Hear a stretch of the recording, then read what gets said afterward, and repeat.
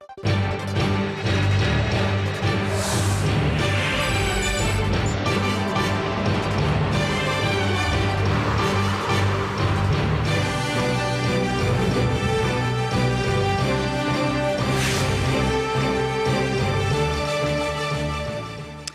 and thanks for joining us for our late night newscast coming to you from Arirang's news centre in Seoul, Korea. I'm Mark Broome.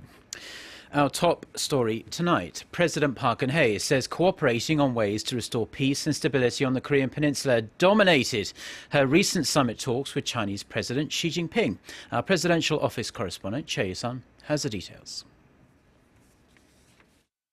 Wrapping up her three-day visit to China, President Park Geun-hye told reporters that she and Chinese President Xi Jinping agreed to cooperate to peacefully reunite the two Koreas. 조속한 시일 내에 한반도의 어떤 평화 통일을 어떻게 이루어갈 건가 하는 거에 대해서 다양한 논의가 이제 시작이 될 거라고 이렇게 생각하시면 될 것 같습니다. Considering that China is North Korea's traditional ally, observers have highlighted the significance of Beijing agreeing to cooperate with Seoul on reunification. While stressing that a peaceful reunification would be the ultimate and definitive solution to North Korea issues, including the regime's nuclear program, President Park said Seoul will continue working with Beijing on deterring Pyongyang's provocations. When asked about China's role in the two Koreas' recent deal to defuse tension, the South Korean leader said that there were close consultations between Seoul and Beijing, and the Chinese government did everything within its means. Looking beyond China, President Park said she will continue her summit diplomacy to promote the positive effects of inter-Korean reunification on world peace and stability. And she's likely to raise the reunification issue when she meets U.S. President Barack Obama in Washington next month. President Park also talked about President Xi agreeing to seek a trilateral summit with Japanese Prime Minister Shinzo Abe between late October and early November. 앞으로 한중일 정상회담을 이제 이루기 위해서 아마 이제 일본 측하고도 얘기를 하고 그래서 날짜가 정해질 겁니다. President Park said while Japan hasn't yet come forward to act responsibly about its historical wrongdoings, she had emphasized to the Chinese leader that there's a need to re-engage with Tokyo for peace in Northeast Asia. Choi You-sun, Arirang News. Now, as we just heard there, the next few weeks promise to be busy in regards to high-level talks aimed at getting North Korea to abandon its nuclear ambitions. In a televised interview on Saturday, South Korea's Vice Foreign Minister Jo Tae-yong said the matter will be a key agenda item at President Park Geun-hye's summit next month with US President Barack Obama in Washington. The minister said efforts to denuclearize North Korea would also be discussed at proposed summit talks between the leaders of South Korea, China and Japan sometime at the end of October or in early November. There's speculation North Korea could be preparing to test fire a long-range missile next month to mark the 70th anniversary of its Workers' Party, which falls on October 10th. Now, President Park's visit to China not only helped solidify diplomatic relations with Beijing, it also brought some positive economic results. Korea's presidential office of Cheongwade says 43 deals worth a combined $280 million were inked between Korean and Chinese companies during the three-day visit. The business leaders had joined the president on the trip. Officials say more than 1,400 one-on-one business sessions were held in Shanghai on two separate occasions. First was the Korea Brand and Entertainment Expo at the end of last month, followed by Friday's Korea-China Business Forum. Around 190 Korean companies and nearly 600 Chinese firms took part in those meetings.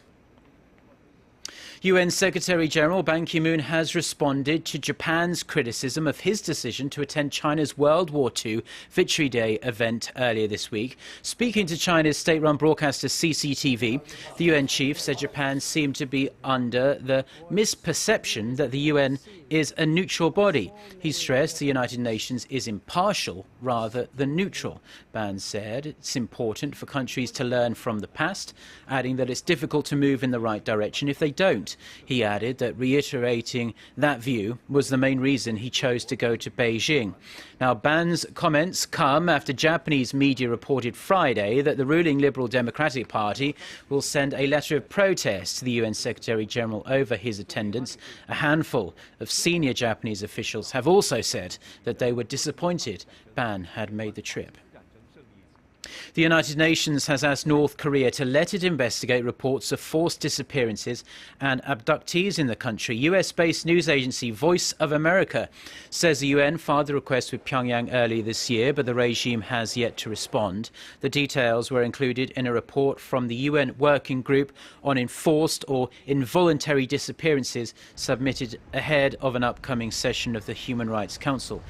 Watchers say the North is highly unlikely to agree with the request, considering that it has always refused to acknowledge the matter. A UN report released last year found that enforced disappearances are carried out systematically and on a massive scale in North Korea. Foreign citizens have also disappeared after willfully travelling to North Korea or after being abducted abroad.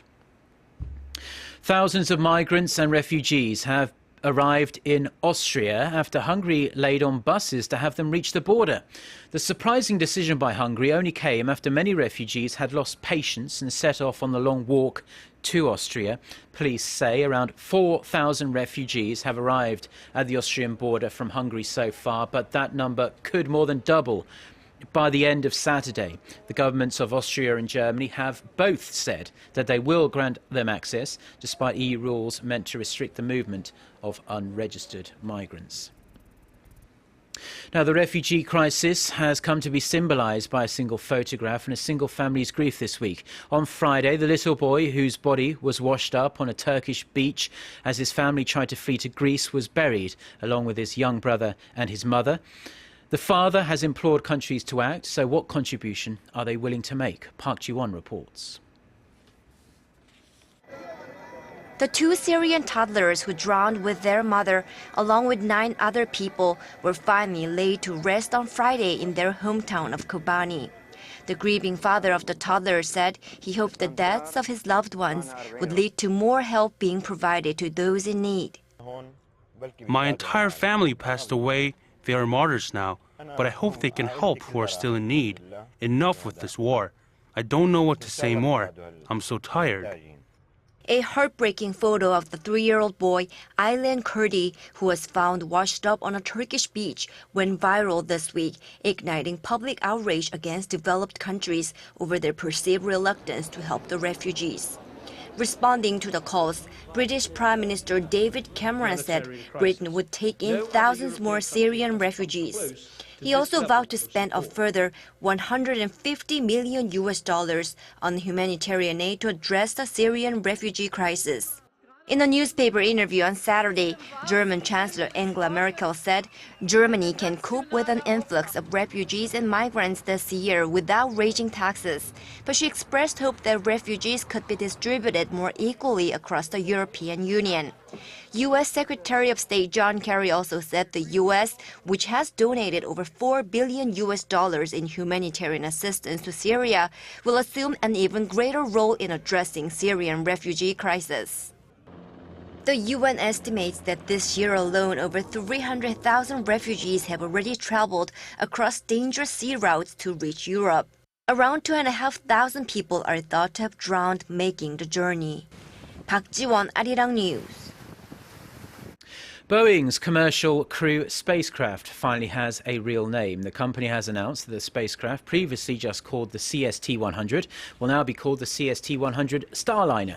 The Starliner, built to carry up to 7 astronauts, will be assembled and processed at NASA's Kennedy Space Center in Florida. Starting in 2017, Boeing plans to build 3 Starliners for 2 flights a year to the International Space Station. Boeing is one of 2 private US companies contracted by NASA to transport astronauts to and from the ISS.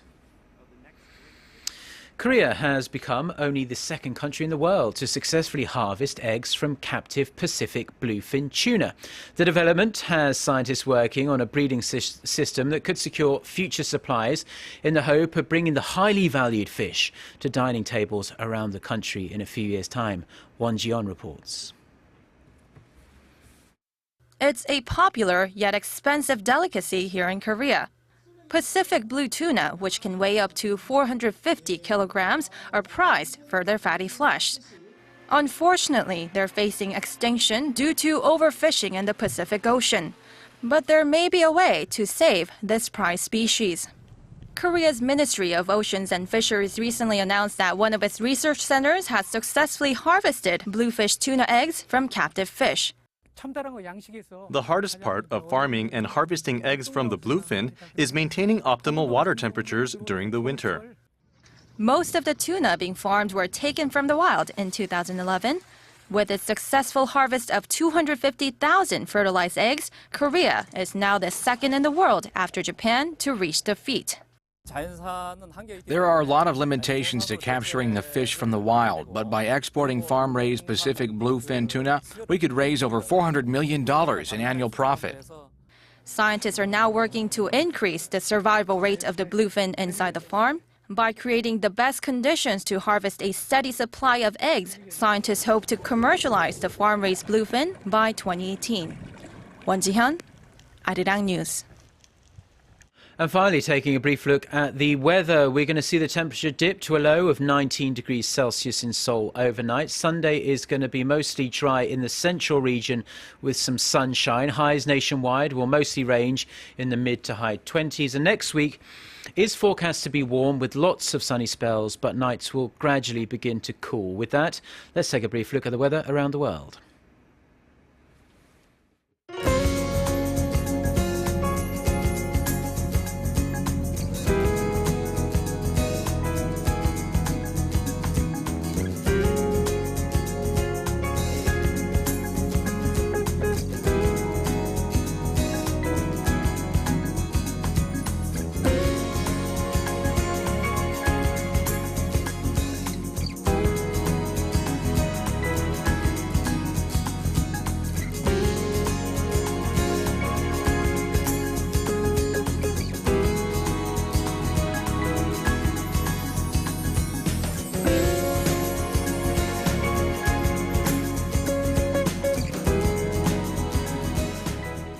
Well, those are the stories we have for you at this hour. For more of the latest, don't forget to check out the website, arirang.com/news.